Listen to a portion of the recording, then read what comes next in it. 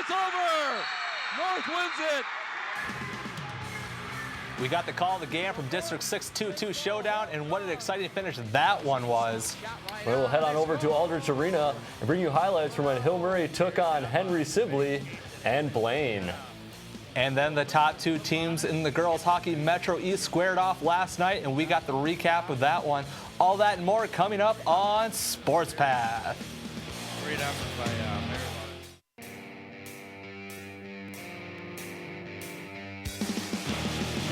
Ground ball finds the hole up the middle. Steps up, goes deep left side. Receiver open, counting. Touchdown, Titans! Takes a nice shot outside the goal box, and he will break the 0-0 tie. Fantastic shot by Kenlock Solon.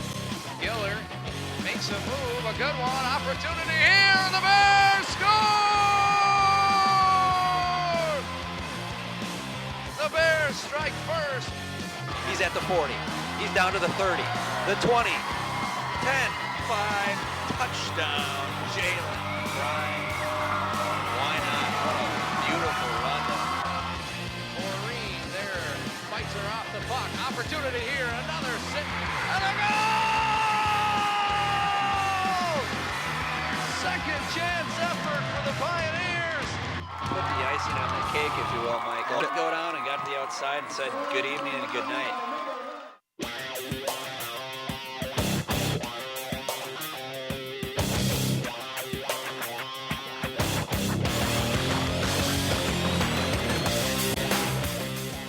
Hello, everybody, and welcome to Sports Path. I am Sam Erickson, and joined alongside Michael Lawrence for what will unfortunately be his last time. Yeah, this will be my last ever Sports Path as I'm moving back to Iowa for another position, or as my producer likes to call it, the land of the corn. But don't worry, we have a great show lined up for you, and let's get started with our trivia question. But before we get into that one, we want to remind you that last week we had a winner, and her name was Heidi Sicard, and the question was, who was the team to eliminate the White Bear Lake girls hockey team in the state tournament? And that was Shakopee. Now let's go to tonight's question. And in the MSHSL boys basketball record book, who was the highest career free throw percentage?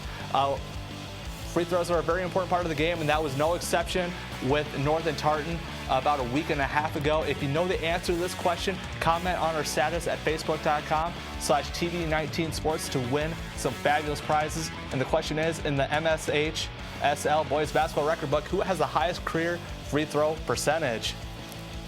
All right, we look forward to your comments and hopefully another correct answer with that one. We're going to start off tonight looking at some girls basketball standings, starting with the Metro East. You see Hill Murray there at 4-3. They lost to New Prague 74-51 in a rematch of last year's Section 4 3A title game. It'll be a difficult task this postseason for the Pioneers, with New Prague looking strong again this year, as well as the Simley team who defeated Mahtomedi 67-61 on Tuesday. And you see Mahtomedi there at 4-3 as well, sitting at third in the conference. They themselves face tough competition in their section for 4A with the likes of Roseville, Stillwater, and of course our Fab 5 representative out of the Suburban East, White Bear Lake. And we're going to take a look at those Suburban East girls basketball standings. You see White Bear Lake sitting atop 9-0, 13-5 overall. And they're looking good to win the conference once again this year. But also, they're looking good to earn the top spot in their section, as well as they've already defeated Roseville and Stillwater on the road this year. Roseville was the 1 seed last year, and Stillwater the 3. So it looks like White Bear Lake is looking very good to repeat as section champs and make it back to that state tournament this year. You know, for sure. However, anything is possible when sectional starts, but there's some more impressive basketball being played on the boys' side. Teams are representing a few Fab 5 schools, and they reside in the Metro East. North, Tartan, and Mahtomedi are still the top 3 teams. The Polars are in the midst of a 9-game winning streak, which includes Handy Tartan, their only loss in conference play, and we'll go a little more in depth on that in a moment. And the Zephyrs' only losses in conference play have been to North and Tartan, or the teams in front of them. However, the leading scorers, Parker Fox and Shane Frost from Mahtomedi, will get another crack at them in the coming weeks. I believe we have highlights of that North Tartan matchup. And we do. You saw there both teams with identical records, currently 14-4. They both came in undefeated in conference into this one. And it was at North, as you just saw, getting started early in this one. Good News Capedjo, one of the stars of this North St. Paul squad, getting a nice floater. That makes it a 13-4 North lead early on in this one. Then freshman from Tartan, Antoine Kimmins, decides he nails a bucket, and that makes it 14-12. Tartan went on a little bit run to shrink that lead of North. Then Jordan Horn finds himself wide open in the corner. You see that quick release. That's why he's getting a lot of looks. Of course, the result, another reason he's getting a lot of looks. He gets another wide open look in this game from the corner and nails that one as well. That makes it Tartan leading now 18-17. So Tartan taking that lead, first one of the game. But Josh Steckler of North says, I don't think so. Jumps in, intercepts a pass, and gives North the lead once again. So North with a 1-point lead, looking to go on a little bit of a run. Good News left wide open at the top of the key, rattles that three-pointer down, and that'll make it 22-18 to North. So North trying to pull away a little bit. You see Tartan creeps back into it. In fact, takes the lead themselves once again as Noah Whalen hits a three, something that he's pretty good at. But Steckler gives North the lead right on back with you can't really tell from there, a very tough shot, kind of on the baseline behind the basket. So as you can tell, this one was really back and forth all night long in the first half. That was the last shot of the first half we just saw there. Jarvis Thomas tipping it in. Ball was on the rim. Not sure if it was a bucket, if he touched it on the rim, was that be goaltending? Referees are going to have a little discussion about it. This would be a big play, as obviously both teams wanted to go their way. Refs will discuss a little bit, and they'll ultimately decide that the bucket will count, and Tartan will take the 33-32 lead into the break. After the break, Tartan leading 36-34. It's their turn to go on a little bit of a run, as I believe, Kingston Miles hits a three from the corner. So 39-36. Can't get anything to go there from the long three-pointer, but Jarvis Thomas using all of his 6'7" frame to get the rebound, slam it home. So Tartan was up 5. All of a sudden, it's now a 1-point game as North got it a little bit closer to themselves. But Kingston Miles trying to keep Tartan ahead, and he makes it 44-40. So you see a lot of back and forth, a lot of people getting ahead, other team getting right back into it.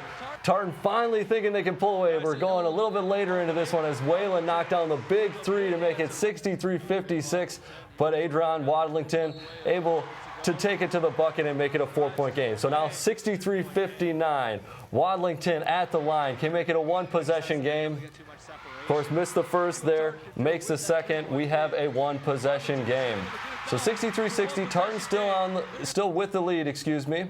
North, big defensive play, get the ball back, and Wadlington attacking the basket once again like he did all second half. Gets to the line, hits the first. Second one won't go, but it's now a 1-possession game. But hold on, North gets the offensive rebound. They keep it alive. Goes out to Capodjo, and he absolutely nails the three-pointer. And don't look now, all of a sudden North has taken the lead. They're up 64-63.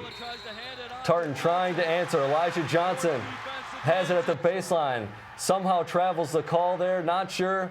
Guess he did it before the hands got in there. But North gets the ball back and find themselves back at the free throw line, making 1 of 2. So 65-63. Tartan still with a big chance because North is not converting from the line. Jovan Walker gets it down low. And that was a quadruple team that came down on him, fouled. He can't convert from the line. Jordan Horn gets a rebound. He goes up, and he gets fouled.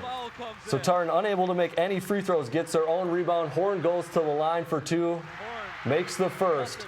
So 64-65, their star player to tie the game, and it somehow doesn't go. North gets that rebound, tries to get it up court as fast as they can. But you see number 55, Thomas Okoye, is fouled. He makes the first. And we have the call of the last possession after that. Just listen in.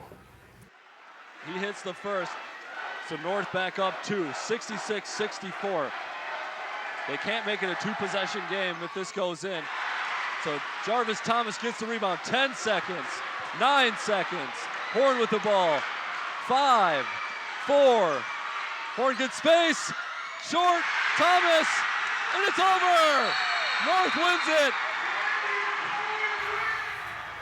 To see the big win there for North, remaining undefeated in conference. They take it 66-64, pandemonium in the gymnasium. As the North fans stormed the court, we caught up with a couple of those key North players after the big Metro East victory. I always want to thank God. Like, we came out here, it was a great atmosphere. Everybody doubted us. We told them we was going to win, but nobody wanted to believe it because of our season last year. I feel like we've been working in the AM. We come before school and play basketball. We work, and we told people we got better. Nobody wanted to listen, and we just showed it out right now. You know, sir, I'm a big hard worker.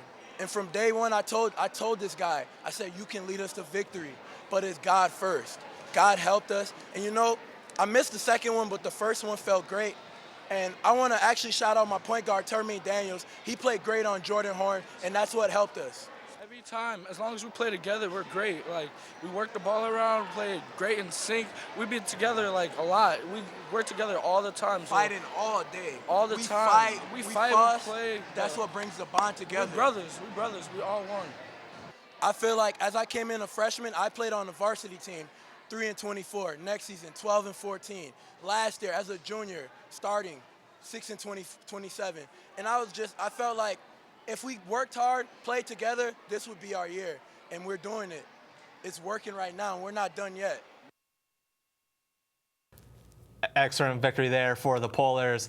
But now let's move on to the Suburban East, and great news for the White Bear Lake boys basketball team. They finally picked up their first conference win this season, beating Roseville 48-28. After only being up by 4 after halftime, the Bears played stout defense, eliminating the Raiders to only 7 points in the second half. Kevin May and Samuel Schwartz both scored over 10 points for the Polars. For the Bears. Congratulations to the young Bears team. Yeah, no doubt. Coach Lockwood's got to love that 7 points in the second half. That is huge. No, for sure. 28 overall in that game. All right, well, we're going to take a short break, and after we do, we'll skate into our boys and girls hockey coverage. And if you're a Hillbury Pioneer fan, you better stay tuned.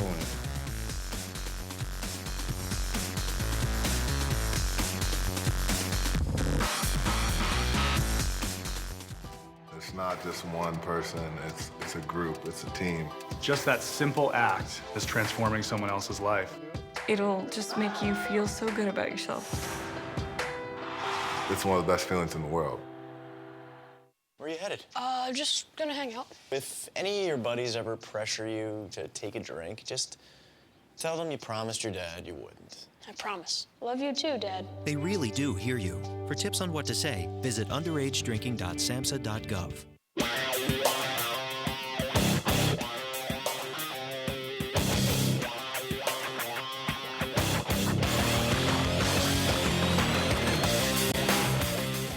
We're always looking for volunteers to work behind the scenes here at TV19 Sports. If you have any interest in running a camera, doing instant replay, or operating graphics, you will love the fast-paced environment that is live television production. For more info on that, you can call Arlen Becker at 651-747-3821 or email him at arlen@onlocationtv.org. Always a fantastic opportunity for the resume as well. I suppose we can say that. All right, well, welcome back. And Michael, postseason play for hockey is just a few short weeks away. And we're going to tell you who is gliding in the playoffs while others are just trying to stand up. But first, let's remind you of our trivia question. That's right. And for tonight's trivia question, we wanted to know who is the former Tartan player that holds the Minnesota State high school record for the best career free throw percentage. If you know the answer, be sure to go to our Facebook page and be the first one to respond. You stand to win some fabulous prizes. So we're looking for the top career free throw percentage in Minnesota State High School League history, and that player happened to go to Tartan at one point in time. Yeah, for sure. Right? Excellent player, not only there, but in his college career as well. The Hill Murray girls hockey team really has taken hold of the Metro East with an impeccable conference record at 10-0 to go along with their overall record of 22-0-1 as they continue their march for 3 straight state titles. North Tartan is behind them with a record of 6-2-1, and they couldn't quite match up with the Pioneers in their first 2 meetings this season. The Zephyrs are trying to get above 500 record as they sit at 5-7, and Kaylee Heinel leads the Zephyrs in goals with 18 apiece. Now let's go a little bit deeper into that Hill Murray versus the Co-op of North Tartan matchup that was played just yesterday at Tartan Arena. Picking up things in the second period, still scoreless. Mackenzie Steffen tries from way out, but Katie Smith luckily is there to get a stick on it for the Pioneers' first goal. Goalkeeper Merritt Larson couldn't react fast enough, and here's the replay. And you could get a nice look and see Smith get some height on that puck to find that top shelf hole. Still 1-0 late in the third. The Pioneers on a 2-1 fast breakaway, and they'll get their second goal. And this is where the #1 team in the state began to flex their muscles. With 90 seconds left in the game, Taylor Wemple shoots it, and Lindsay Featherstone sneaks it in the 5-hole under Larson. Now with about 20 seconds left, Hill Murray wins the faceoff. Kenzie Prater gets the puck up top, launches it, and it goes in the goal. So to recap, the Pioneers go on a 3-0 run, or 2-0 run in a matter of 90 seconds, and the final score was 4-0. However, Merritt Larson would see 58 shots on goal and managed to stop 54 of them, but the offense couldn't generate many opportunities, only having 10 shots on goal, which would lead to a worn-out defense and goalie. And the Suburban East is just about all but wrapped up, with Cretin-Durham Hall will be your conference champions. White Bear finished in third place with a record of 10-4-2, which is a 3-game improvement in the win column compared to last year. And they also increased their wins from a year ago by 5, and they're hoping to make it 6 when they play Duluth this Friday night. And the Hill Murray's hockey team is staying on task for their chance to win back-to-back titles, but they aren't the only team having a good year. That's right. The Hill Murray boys hockey team is also having a good year in the Metro East as well, which should definitely help them come sectional seeding time. And you see, after a massive conference win against St. Thomas Academy on the 16th, Hill Murray has actually dropped their last 2 games, including a significant Section 4 2A matchup against Stillwater, which they lost 5-2. Stillwater has now jumped up to number 5 in the current rankings, while Hill Murray sits at number 9. The Pioneers look to rebound against Matamidi this Saturday. And although Matamidi may not capture the Metro East Conference crown, they are looking good to get the top seed in Section 4 Single A once again this year. They defeated St. Paul Academy earlier this season, and St. Paul Academy was the number 2 seed from last year's Section 4A tournament. Zephyrs face some good challenges as they prepare for the postseason, taking on Stillwater, Hill Murray, and St. Thomas Academy in their next 3. And not to mention perennial Single A powerhouse Breck a few days after that. And we're going to take a look at some Suburban East standings. No, I believe we actually have, yes, highlights. That is right. We have some highlights here. This is Hill Murray taking on Blaine at Aldrich Arena. And we'll get this one started off pretty early on here. First period. And Dylan Mills scoring there on the right side slot, getting it from number 20, Brock Bremer. And that puts Hill Murray up 1-0. Looked like they might be dominant in this one, but it takes until a little bit later into the first period to get their second goal. This is a bit of an exchange as Bremer scores off a rebound from Dylan Mills. It's kind of a back and forth between Mills and Bremer there. Gotta love that. Fast forward, now we're deep into the second period, and Joey Bauman of Hill Murray scores what looks to be a bit of a soft goal. That's tough after Blaine played a pretty good second period there, holding Hill Murray at bay, and especially when they had the likes of this kid. This is Riley Tufty of Blaine. He is going to the University of Minnesota Duluth. He just looks like a man out there. He gets on the scoreboard 3-1, but Luke Ranello doesn't really care about any of that. He nails the breakaway shot and gives Hill Murray their 3-goal lead once again, this time at 4-1. And then a little bit later on, this one into the third period, Blaine nets another goal, getting into it as it looked like their night might be done. Luke Noderman scores, and he gets the assist from, you guessed it, 27, Riley Tufty. Not sure what happened to our highlights there. They appear to have cut away. We will just skip the end of those and go straight into the Suburban East boys standings. What you didn't see there was Dylan Mills kind of ending the game with an empty netter, and that one ended up being Hill Murray 5, Blaine 2. So Hill Murray winning that one 5-2. We're going to take a look at the Suburban East boys hockey standings there. You see White Bear Lake sitting in 2. It looks like Stillwater has this one wrapped up pretty comfortably with the 23 points, 11-0-1 on conference.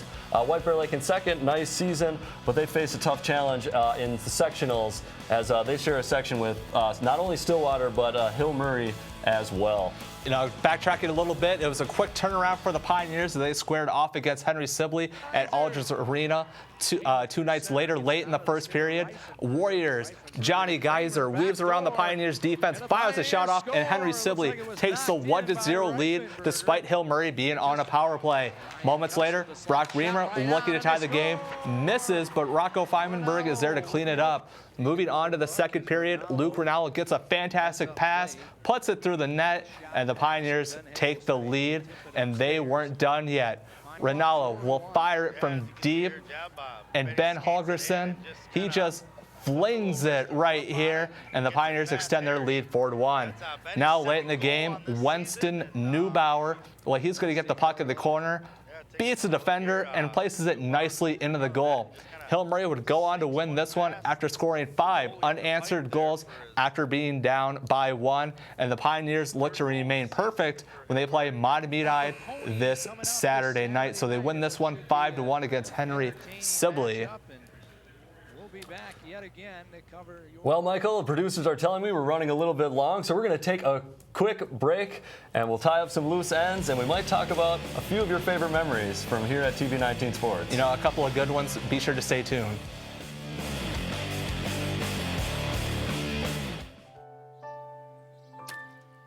Oops.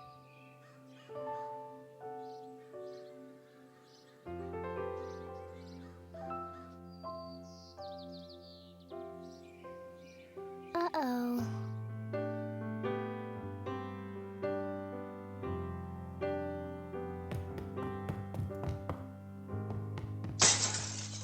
Sorry.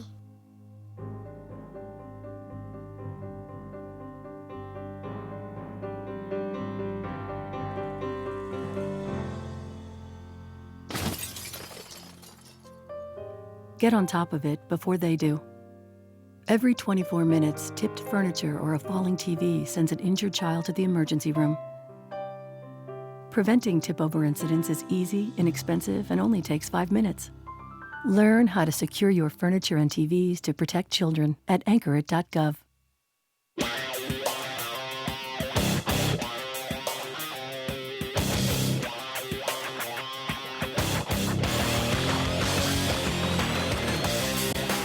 Perhaps you may have missed some of our games, or you may want to rewatch your favorite Fab 5 Schools victory. We just want to take the time to remind you that we post all of our broadcasts right on our Facebook page, and that includes old episodes of Sports Path. Be sure to check us out on Facebook and follow us on Twitter to catch the latest and greatest on your Fab 5 Schools. We're back. And we want to revisit our trivia question real quick. We were wondering who holds the state record, the high school state record for career free throw percentage. We wanted you to comment on our Facebook page. If you're the first person to answer correctly, you stand to win some fabulous prizes. We will let you know the winner of that trivia contest on our next episode of Sports Pass. So you might have to tune in 2 weeks from today at 7 p.m. To find out if you're a winner. You know, welcome back to the Sports Pass studio for the final time. I'm Michael Lawrence, joined alongside Sam Erickson. And well, Michael, because it's your last time, I know that we're going to go through some of your favorite memories here at TV19 Sports. It's been a pleasure working with you, and I know I've have some good memories with you, but you want to discuss some of yours. Yeah, the first one, let's go to the Mahtomedi versus South St. Paul football game. This happened 2 seasons ago, and this was the first game I've ever commentated on. I remember when I got in the parking lot, Nick, the producer at the time, told me, "You're going to be flying solo." And it was the first time I've ever done this, and I was extremely nervous, but luckily this turned out to be an extremely good game. And coming up right here is like the first touchdown call I've ever had, just a fantastic play. You see Kellen Campbell there, shakes off the defender, throws it deep to Joe Forcier, and then he'll eventually score the touchdown. The nice thing about this game was it was close throughout. One team kind of went ahead, the other team would kind of catch back up, and eventually this game would go into OT. As they say in this business, that doing a game that's pretty lopsided is kind of extremely hard to do, but this one was not. And then you see Nikki Ritchie getting the game-time field goal, and just an awesome experience. And I knew right after that call that I was in the right place, and this is something I definitely wanted to get into. Always special to have that good game be your first. And as someone who's also very new to the commentary and the commentating booth, I understand the nerves. Yeah, for sure. But there's another memory you had, and this one's of a sport that you may have not been that familiar with. That's kind of surprising. That's the thing. Like in this, we kind of cover a wide range of sports, and for this one, it was lacrosse. And I mean, I remember when we kind of commentated on our first lacrosse game. I mean, it wasn't exactly this one, but we didn't exactly know what the rules were. But this one was great because on a White Bears run to the state title, this was their best game against like Eden Prairie. They kind of found themselves down, but they were able to kind of claw their way back up, eventually take the lead in the first half, and then they were actually down 30 seconds by 1, but they get the goal to force overtime. They were able to score in that overtime to advance onto the state title. And this was definitely their best game on their state tourney run. That Bloomington Jefferson, who they faced in the next round, wasn't as great. I mean, White Bear Lake was just able to kind of keep it without arm's reach. But, you know, I kind of came away with a greater appreciation for lacrosse, and it's definitely a game where the offense is more favored. And one thing I really learned, and it was just kind of interesting learning the new rules to a sport that I didn't specifically know about.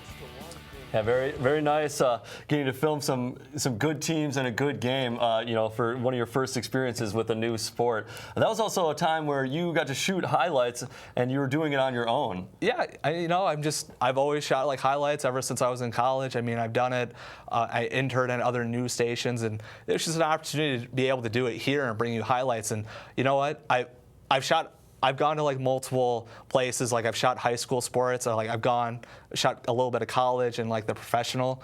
And there's just something about high school sports that you just really enjoy. And I mean, in the professional setting, it is what it is. It's a business. That's right. I mean, you see a lot of the passion on display, definitely with the athletes and everything, and fans and communities at the high school level. You got to love that. And that's the thing. Like, they're very open to the media, while the more professional teams are like, media is here. We don't really want to deal with them. And just being able to shoot sports at the high school level is just a fantastic opportunity. Exactly. It's treated more as a privilege than a burden, right? Right, exactly. So we definitely appreciate that. And then another memory, one I had the pleasure of being with you at, was North's homecoming game this year, and they took on Matamidi and defeated them, something they hadn't done in quite some time. You know, that's just one thing. And not only was this homecoming night, but it was just a great atmosphere. Both teams are very close to each other in proximity, and both teams both fans came out to show their support. And it was a very defensive game, but both these teams can run the ball very well, and it was a very low-scoring game.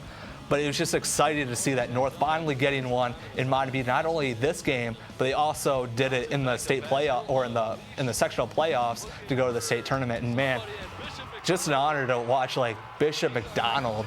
We see him get a couple of interceptions, and he's the unluckiest guy. How many times have we seen him get the interception, take it the distance, but only to see it called back? Just an unlucky break for him. But I just remember interviewing Fasayo Odiyemi after this game. You could just tell that he was just alluding with excitement and that just winning that huge game for them, and he was really excited to talk about it as well. Yeah, the atmosphere there was nuts. It was packed. It was great to see, and that North program looks like good things are happening there. Well, Michael, you got any parting words? Any words of wisdom for us? No, it's just been a fantastic opportunity to bring you all your Fab 5 schools, even from Iowa, and being a transplant. And this is a very unique experience, and I just absolutely cherished it.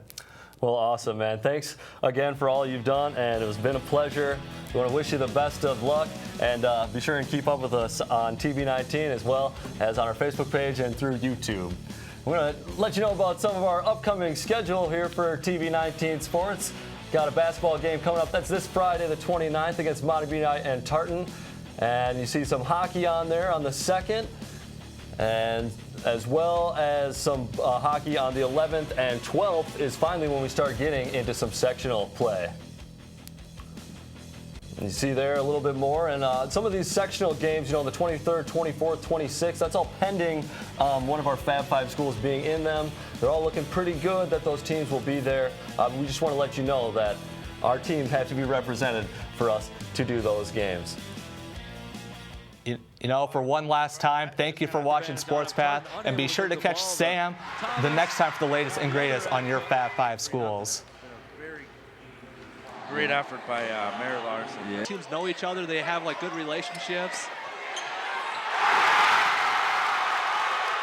Well, we'll get to that in Number 1 in the state currently. And there's a goal. Morgan space. Short. Thomas. and it's over. North wins it. So North St. Paul holds on. They'll win it 66-64. And North St. Paul will remain undefeated here in the Metro East.